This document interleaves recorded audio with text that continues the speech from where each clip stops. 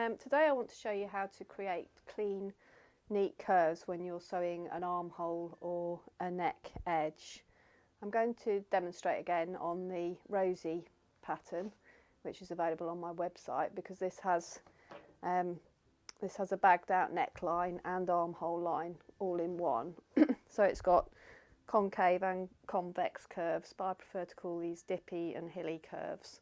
So I'm going to show you how to trim those and make this a nice neat finish. So this dress has got a 1.5 seam allowance around the whole of the neck edge.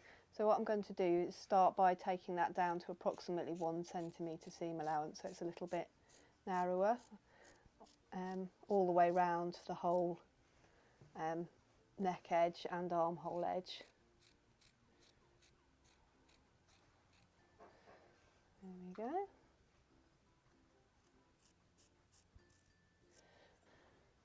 So on dippy curves we want to make small cuts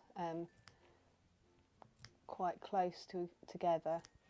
Basically, the more intense the curve is, the closer you want your clips to be together. If it's more shallow, like the upper part of this armhole, you can do clips further away. And you want to be clipping up to about maybe 1 mil ahead of the seam. Obviously you've got to be careful not to cut your stitching, but you want to go really as close as you can to your stitch line. And that's the way that we deal with the dippy curves all the way round. So now we've got these hilly curves, which are slightly different. So I'm going to start by trimming away to about 1 centimetre again. You want a good sharp pair of scissors that are fairly small blades. When we get to the bit that's much more intense, there's two ways of handling it, and my preferred method really is to trim it down to about 5 mil, half a centimetre, around that very intense curve. But the other way that you might see in some patterns is to make little cuts out. The only thing that I find about that way is that occasionally you get small angles on the outside once you've turned your curve through, whereas this tends to be quite a smooth finish. So you can grade down to about 1 centimetre when you've gone over the big sort of hill part of it. And you need to go around the whole neck like that, clipping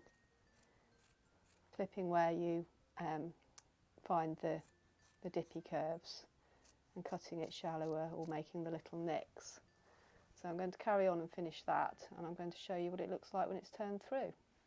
Okay, so I've turned this through, or I've started to turn this through, and I've deliberately badly clipped this just so you can see how it looks if it's not clipped.